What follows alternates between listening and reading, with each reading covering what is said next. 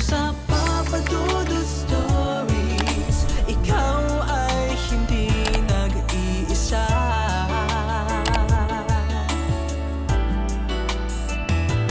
Dito sa Papa Dudut Stories, may nagmamahal sa'yo.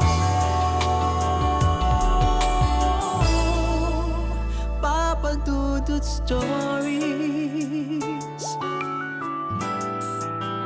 Papa Dudut Papa Dudut. Sa lahat po ng mga nakatutok ngayon, huwag pong kalimutan mag-like, mag-share at mag-subscribe. Maraming salamat po sa inyong lahat.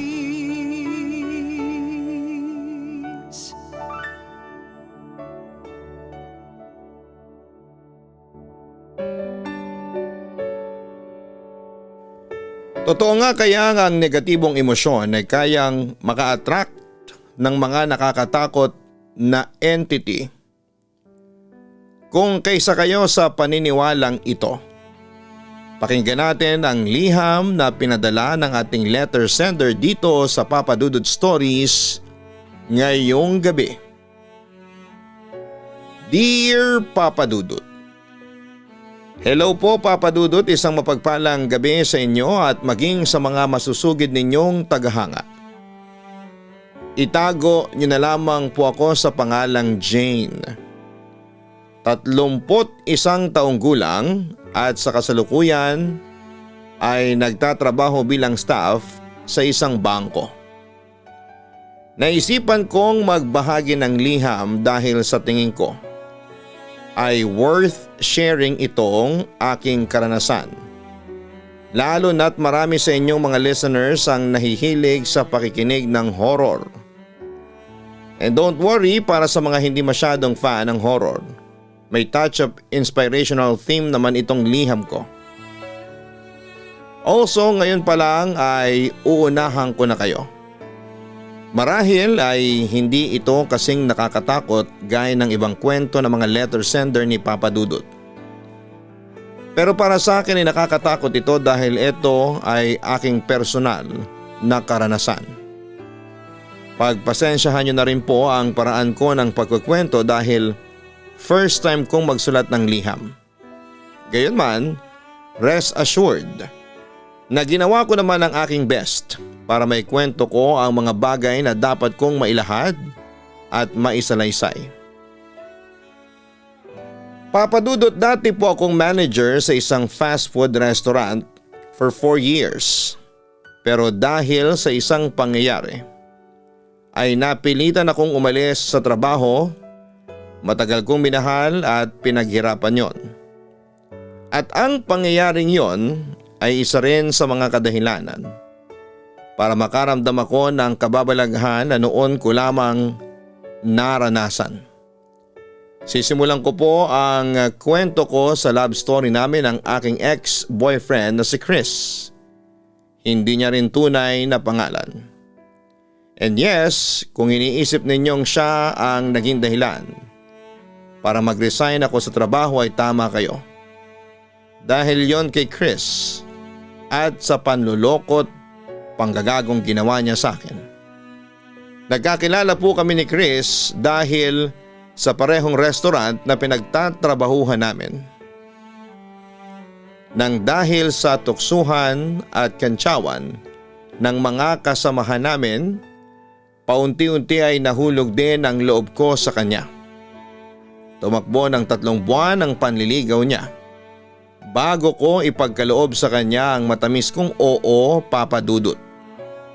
No doubt, mabait at sobrang caring na boyfriend ni Chris. Pero lahat ng yon ay nabago nang makilala niya ang naging dahilan ng breakup namin na tatawagin na lang natin sa pangalang Shasha. Nakilala niya yon dahil sa isa naming common friend and guess what, Papa Dudut? Siyempre sinabi niyang nahulog siya sa babaeng yon. At nang minsang magkaiyaan silang mag-inuman ay nalaman kong may nangyari sa kanila. Sobrang sakit para sa akin ang pangyayaring yon. Para kong sinaksak ng paulit-ulit. Pagkatapos ay hinayaang maghingalo hanggang sa mamatay. Nang dahil sa nangyari, hindi na siya pumasok ng trabaho dahil alam niyang kapag nagkita kami, hindi niya gugustuhin ang magiging reaksyon ko.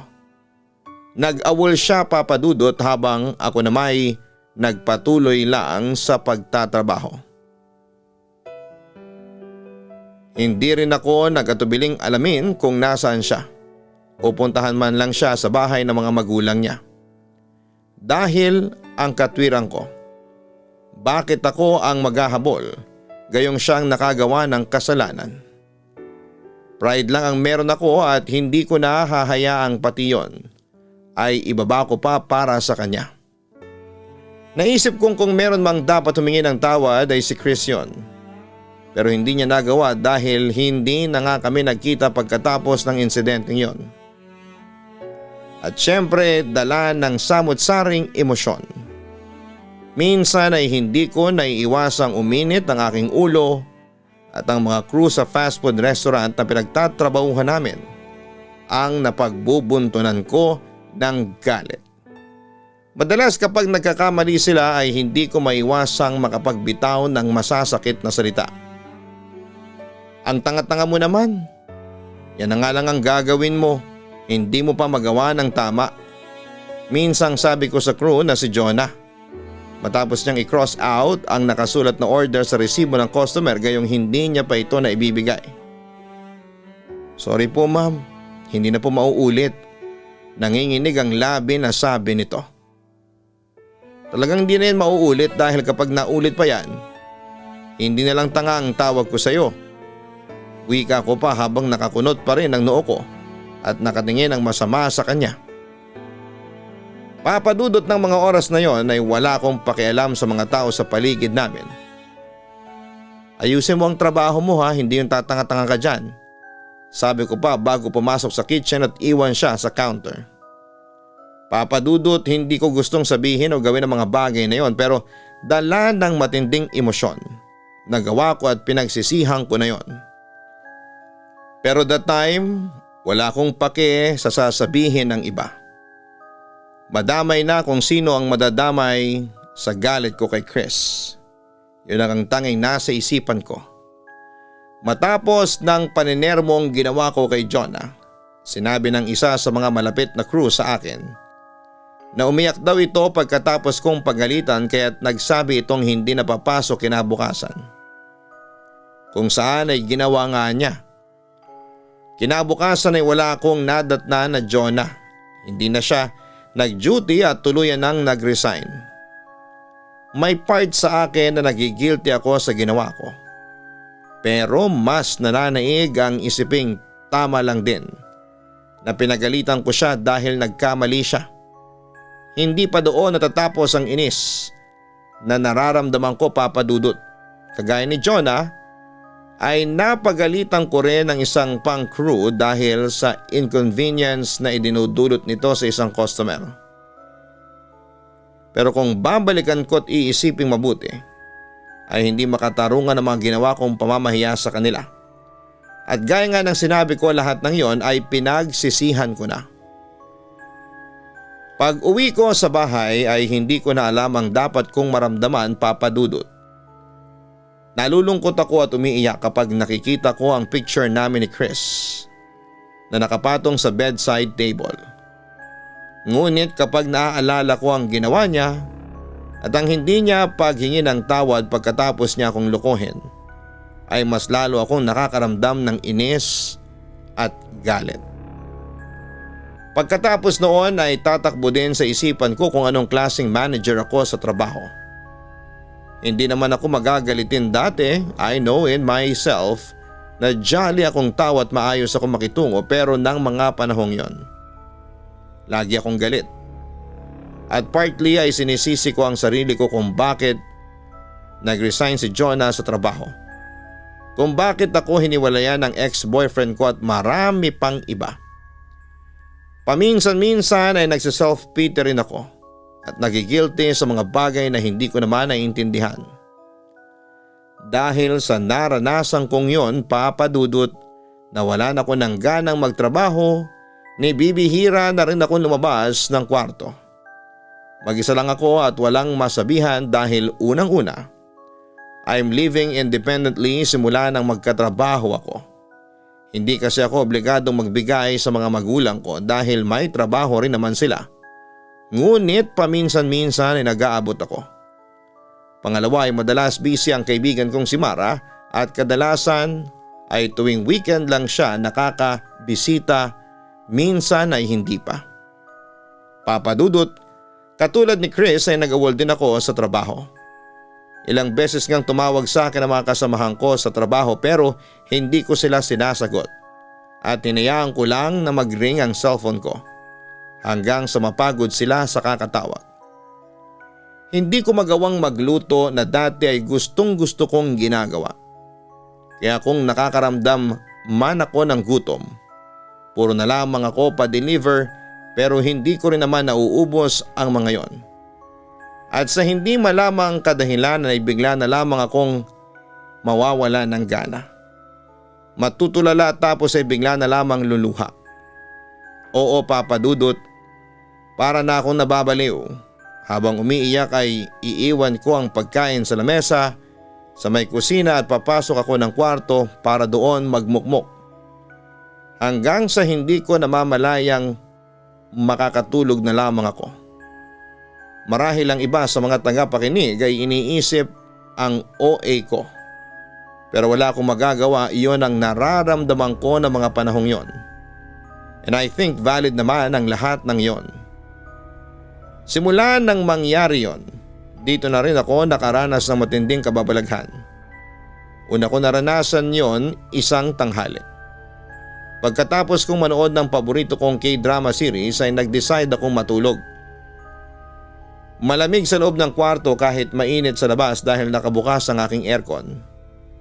Sa kalagitnaan ng pagtulog ko ay bigla na lamang akong nagising nang marinig kong may kung sino ang tumatawag sa pangalan ko.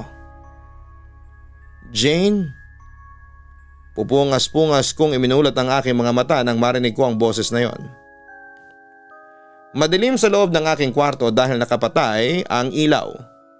Tanging lampshade lang ang nakabukas at katamtaman lang ang liwanag noon, kaya hindi ko kaagad maaninag ng maayos ang paligid. Jane, muling sabi ng tinig. Sinubukan kong bumangon ngunit hindi ko maigalaw ang kahit na anong parte ng aking katawan. Sleep paralysis yon. Yon ang naranasan ko that time kung hindi ako nagkakamali. Gising ang aking diwa ngunit ang katawan ko ay hindi ko magawang igalaw.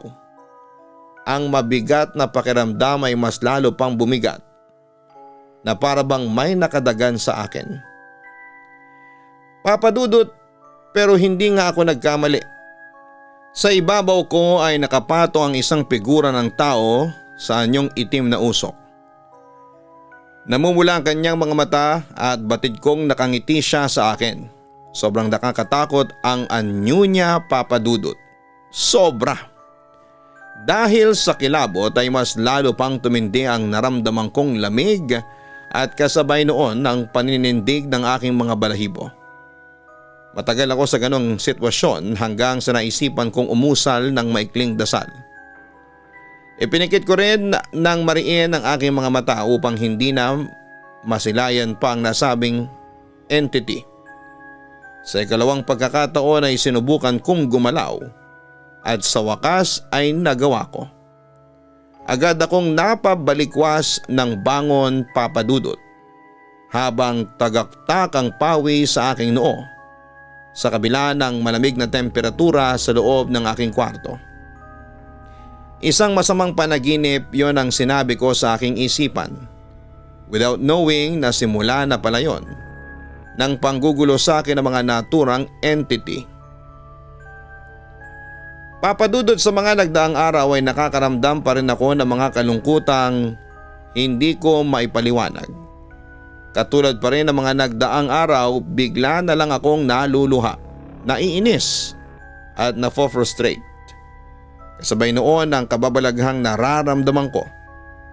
May isang beses na napagdesisyonan kong bumangon mula sa pagkakahiga at kumain sa kusina at pinilit ko ang sarili ko na magluto ng ulam at magsaing ng kanin na gaya ng sabi ko ay dati ko namang ginagawa. Nagigisa ako ng bawang at sibuyas nang bigla akong makadama ng kakaibang lamig. Kasabay noon ang pagbigat ng aking pakiramdam at pangangapal ng aking batok. Lumingon ako sa aking likuran upang tignan kung may something ba roon. Pakiramdam ko kasi ay may naglalakad, which is napaka illogical dahil mag-isa lamang ako sa bahay. Napakunot ako ng aking noo, ngunit ipinagkibit balikat na lamang ang bagay na yon at bumalik sa ginagawa kong pagigisa. Maya-maya pa ay habang nasa proseso pa rin ako ng pagluluto ng ulam ay katakatakang nalaglag ang baso sa sahig at nabasag yon na labis kong ikinagulat. Tinanong ko ang aking sarili paano nangyari yon samantalang ang baso ay nasa gitna ng lamesa. Napaka-imposible din na hangin ang may gawa noon, gayong nang mga sandaling yon ay wala namang malakas na hangin na pwedeng makapagpagalaw sa baso at kung meron mang hangin ay imposible pa rin. Saglit kong iniwan ang niluluto ko sa mahinang apoy para pulutin ang mga bubog ng baso na nagkalat sa sahig. Inisa-isa kong pulutin yon dahilan para masugatan ako at magdugo ang aking daliri. Aray, sabi ko sabay pisil sa daliri kong nasugatan. Mula roon ay lumabas ang kaunting dugo at ipinunas ko naman kaagad sa aking suot na damit. Maya-maya ay nakarinig ako ng mahinang yabag ng paa at kasunod ay ang pagtakbo ng kung sino. Nag-angat ako ng tingin. Sino yon? Sabi ko sa aking sarili. Pinaglalaroan na ba ako ng imahinasyon ko? Tanong ko pa. Mabilis kong tinapos ang aking ginagawa upang itapon sa basurahan ang nabasag na baso.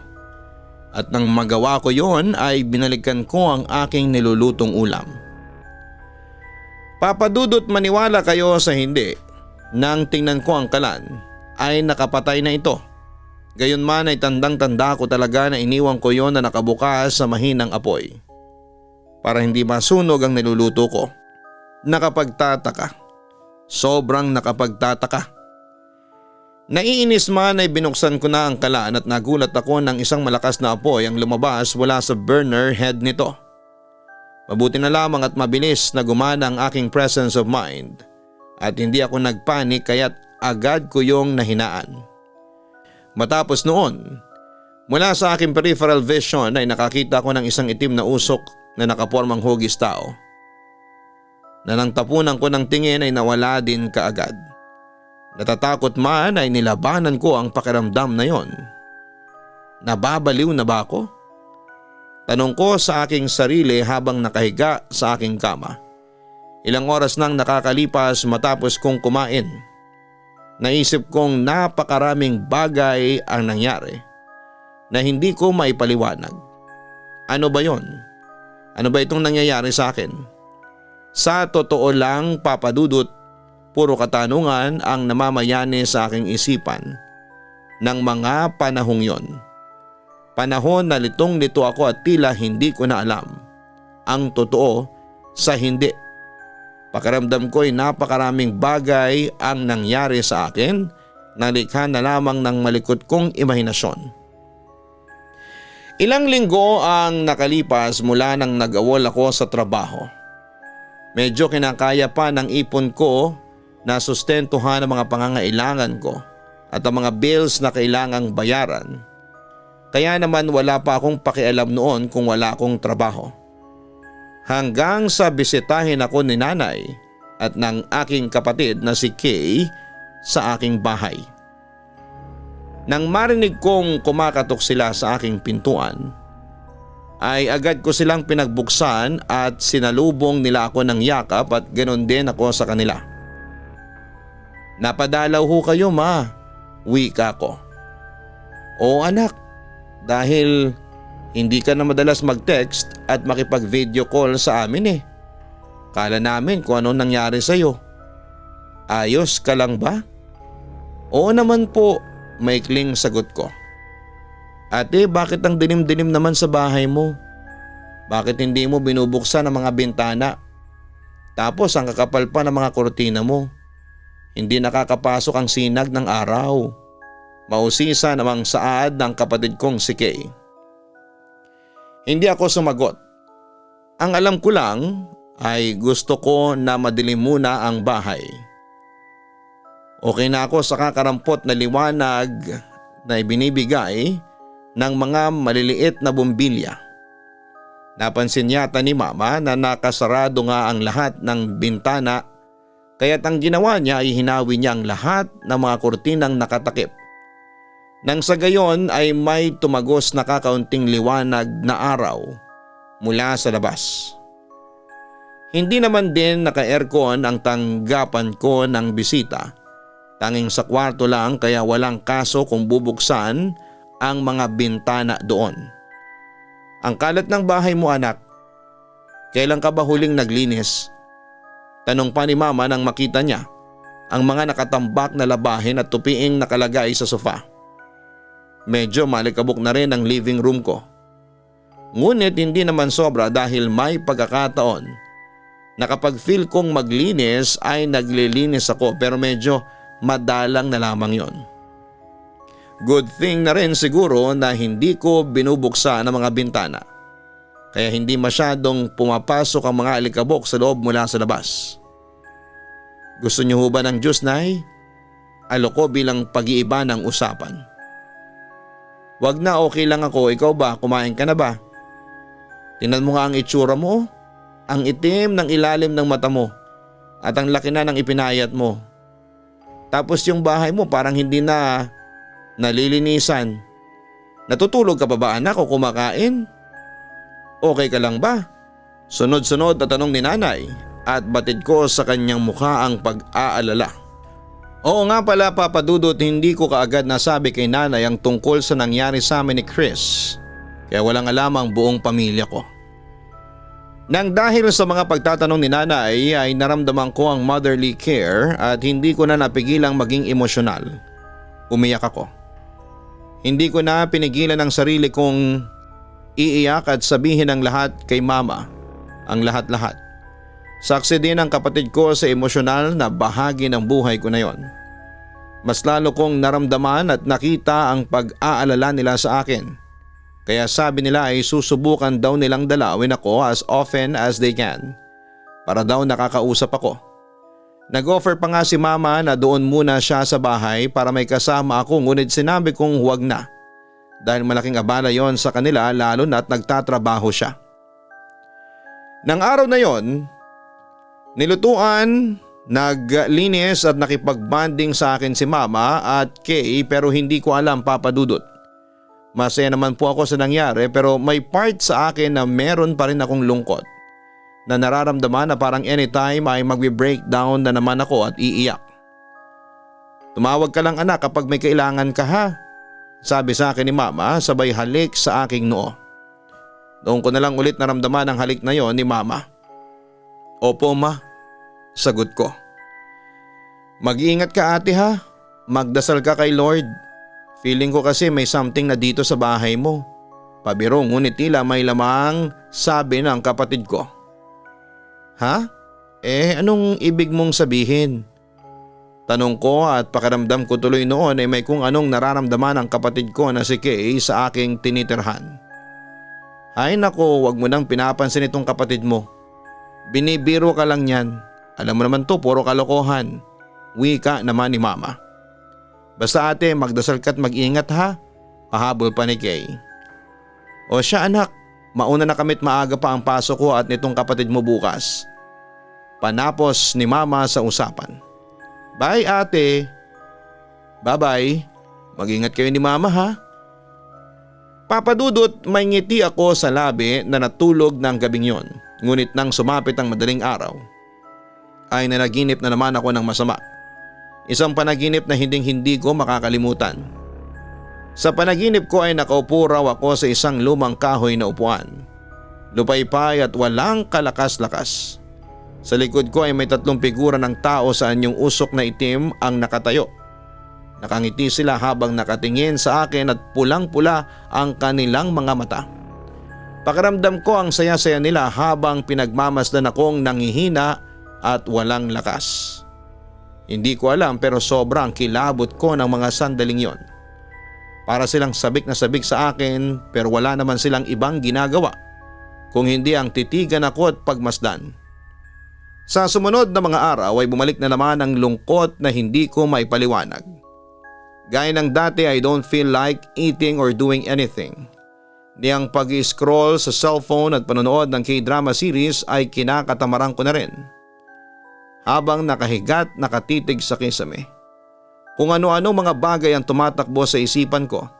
Marami at magulo. Hanggang sa makita ko na naman ang mga figura ng tao na nasa anyong itim na usok.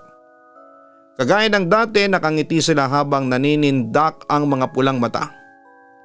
Sa labis na takot ay napasigaw ako at napalabas ng kwarto. Nang bigla ay narinig ko ang boses ni Mara. Jane! Jane, si Mara to. Buksan mo ang pinto. Kahit natatakot ako ay nilingon ko ang aking kwartong nakabukas at sinilip ko kung nakasunod ba sa akin ang mga entity na nakita ko kanina ngunit wala na sila. Agad ko namang pinagbuksan si Mara ng pintuan at sa wakas ay nakahinga ako ng maluwag. O na paano kat parang nakakita ka ng multo? Tanong niya sa akin sabay gala ng tingin sa aking bahay. Ang dilim naman dito. Dagdag niya pa at saka pumasok sa loob ng bahay at diretsyong napaupo sa sofa. Kumusta ka na? Sabi nila Tita Janice binisita ka niya dito last time dahil matagal ka na raw na hindi nagtatawag sa kanila. Sa akin din. Inisip ko naman na baka busy ka lang pero nang sinabi niya na umiiyak ka raw pagkatapos kanyang kumustahin, naisip niya na baka may malalim kang problema bukod sa breakup ninyo ni Chris. Sakto na may plano talaga akong pumunta dito tapos sinabihan pa ako ni Tita Janice na dalawin ka. Mahabang salaysay pa ni Mara. Salamat Mara, tanging naitugon ko. Okay ka lang ba Jane? Nandito na ako baka matulungan kita. Sabihin mo na sa akin lahat ng problema mo. Ang totoo niyan hindi ko alam kung okay pa ba ako. Makahulugang kong sabi. Anong ibig mong sabihin? Na hindi mo alam. Humugot ako ng isang malalim na buntong hininga bago sagutin si Mara. Ang totoo, nagsimula talaga lahat ng ito nang mag-break kami ni Chris. Wala kaming closure after breakup dahil hindi na niya ako hinarap matapos kong malaman na may nangyari sa kanila ng babae na naging dahilan ng paghihiwalay namin at bigla na lang siyang hindi nagparamdam. Pagkatapos nun, palagi na akong iritable at galit sa lahat ng bagay. Sa mga sumunod na araw, nawala na ako ng gana sa lahat ng bagay. Nag-awol ako sa trabaho. Hindi na ako madalas kumakain. Niyang magluto at magsayang ng kanin ay hindi ko na madalas ginagawa. Umorder ako ng pagkain kasi feeling ko gutom ako pero madalas na hindi ko rin naman nauubos. Matutulog ako ng pagkahaba-haba. Pero pagising ko, feeling ko pagod pa rin ako. Tapos madalas dito sa bahay may nakikita akong mga figura ng tao. Nasaan yung sila ng kulay itim na usok, nakakatakot sila Mara. Kulay pula ang mga mata nila at palagi silang nakatingin sa akin habang nakangiti na para bang may masama silang binabalak. Kwento ko at pagkatapos noon, kagaya ng pag-iyak ko kay Mama, nung nakaraan ay hindi ko na rin naiwasang umiyak sa harapan ni Mara. Hindi ko na alam kung anong gagawin ko Mara. Hindi na. Ulit ko pa habang umiiyak.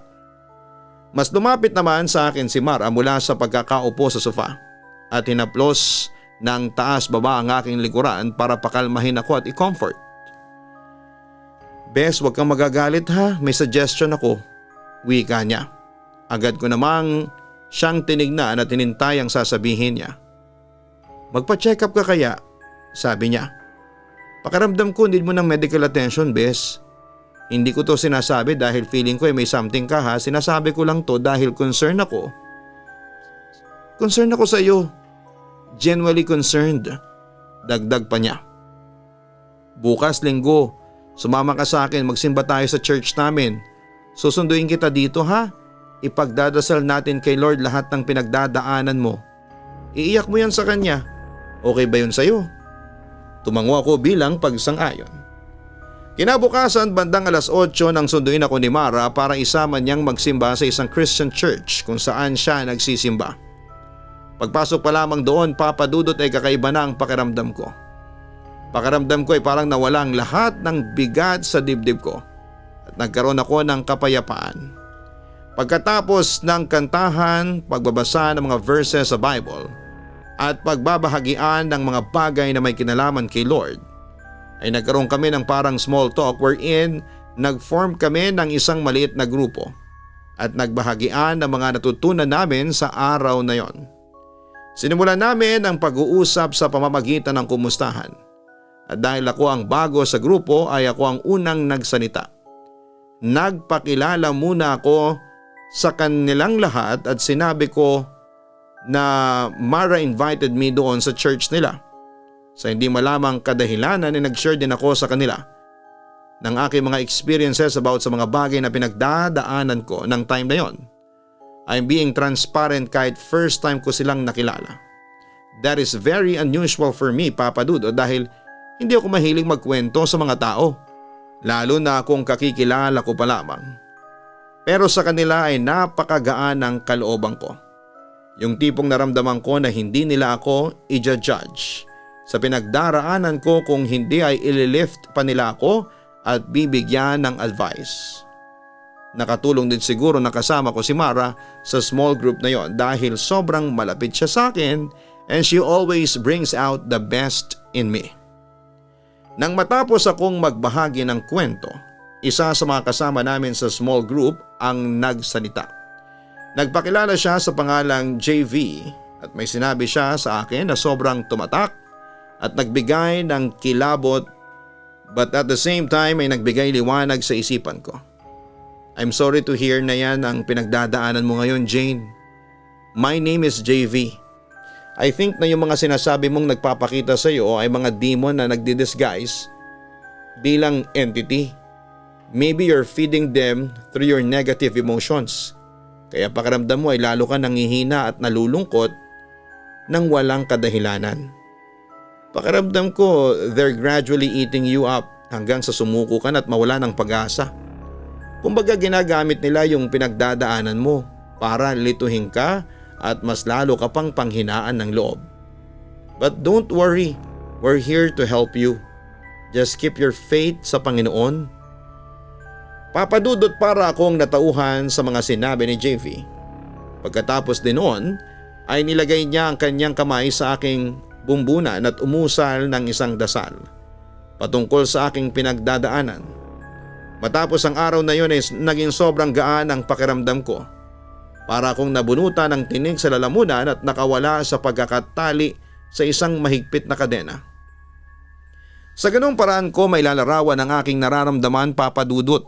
Matapos magsimba ay sinamahan ako ni Mara sa isang klinik para magpa-check up. At sa ilang araw na pabalik-balik sa klinik na kung minsan kasama si Mama. Si Kay o di naman kaya ay si Mara, I was diagnosed na meron akong depression. The good thing is all out ang naging suporta ng pamilya ko at mga taong malalapit sa akin kaya nalampasan ko na ang pinagdadaanan ko. I'm in a better place now, regular na akong pumupunta sa church na dati ay hindi ko nagagawa and guess what? Fiancé ko na po si JV. Kakapropose niya lamang sa akin 6 months ago. Nanligaw siya sa akin ng ilang buwan matapos ang madalas kong pagpunta sa church at ipinakita niya sa akin kung gaano niya ako kagustong maging girlfriend at i-pursue. Kaya naman pinagkaloob ko na sa kanya ang matamis kong oo. Plano na rin namin ang magpakasal at magsettle as soon as we can dahil hindi na po kami buwabata at gusto na rin po namin magkaroon ng anak. Papadudot, hindi na po ako nananaginip ng masama at hindi ko na rin nakikita ang mga figura ng tao na nasa anyo ng itim na usok. Malaki ang naitulong sa akin ng pagpapagamot ko at palagi ang pagpunta ng simbahan para makita na mas maliwanag na ang bahagi ng aking buhay. Akala ko noon hanggang doon na lang ako Akala ko'y hindi na ako makakaalis sa face ng buhay ko na palaging malungkot at walang ganang gawin ang mga bagay na dati ko namang ginagawa, pero nagkamali ako. Indeed, malaki talaga ang papel ni Lord para makaahon ako sa darkest days ng buhay ko. Kayo ring mga listeners, lagi ninyong tatandaan na kada may problema, lumapit at manalangin lamang kayo sa Panginoon. Tiyak na pakikinggan niya kayo, patuloy lang kayong maniwala at magtiwala. Hanggang dito na lamang po ang aking liham, Papa Dudut, at sana po ay nagustuhan ninyo ang kwentong aking ibinahagi. Maraming salamat po sa inyong time and effort para basahin ang aking liham. Lubos na gumagalang, Jane. Maraming salamat sa pagbabahagi ng iyong karanasang nakakatakot at kapupulutan ng aral, Jane. Hangad ko lagi na makamit mo ang kapayapaan ng iyong puso at isipan. Nakakatuwa na hindi ka pinabayaan ng mga taong nagmamahal sa iyo. At gayon din, hindi mo pinabayaan ang iyong sarili dahil pinilit mong bumangon at harapin ang mas maliwanag na bukas. Maraming salamat dahil tiyak na marami sa ating mga listeners ang na-inspire at napaisip na hindi palaging nasa madilim tayo na parte ng ating buhay at puro problema. Pasasaan pa't matatanaw din natin ang liwanag sa tulong ng mga taong nagmamahal sa atin at ng Panginoon. Ika nga sa isang kasabihan, there's always a light at the end of the tunnel. Ito po ang inyong lingkod na si Papa Dudut. Huwag kalimutan na mag-like, mag-share at mag-subscribe. Sana po'y suportahan niyo po yung isa pa naming channel na pinaghihirapan, nakakaunti lamang po ang nanonood. Yung aming pong Kaistorya Horror YouTube channel. Sana po'y makapag-subscribe kayo dyan sapagkat magaganda po ang mga horror stories na aming ina-upload dyan. Ganon din po ang Gianna Vlogs. Ito po yung aming family vlogs. Makikita nyo po dyan ang inyong si Papa Dudut, si Jem, si Kite at ang aming mga kambal. Maraming salamat po sa inyong walang sawang pagsuporta.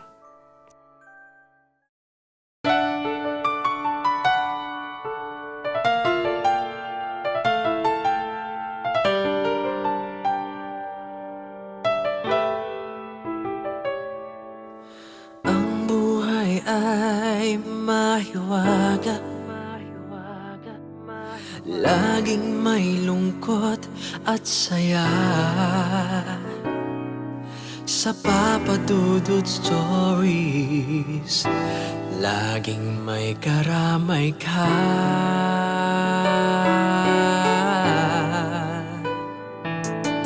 Mga problemang kaibigan, dito ay pakikinggan ka. Sa Papa Dudut Stories, kami ay iyong kasama. Dito sa Papa Dudut Stories, ikaw ay hindi nag-iisa.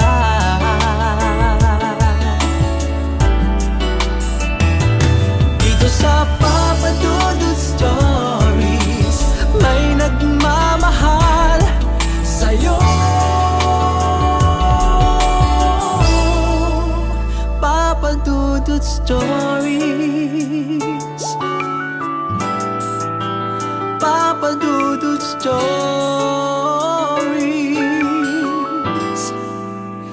Papa Dudut Stories.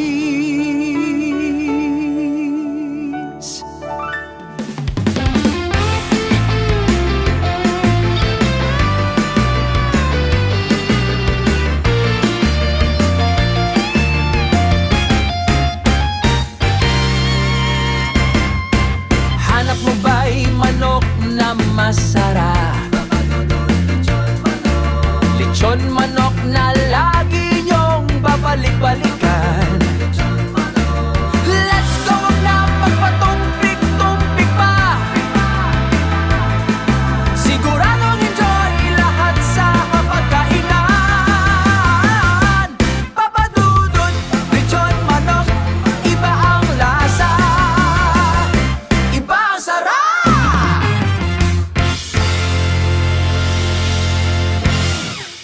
mga ka-online, ako po ang inyong si Papa Dudut. Huwag kalimutan na mag-like, mag-share at mag-subscribe. Pindutin ang notification bell para mas maraming video ang mapanood ninyo. Maraming salamat po sa inyong walang sawang pagtitiwala.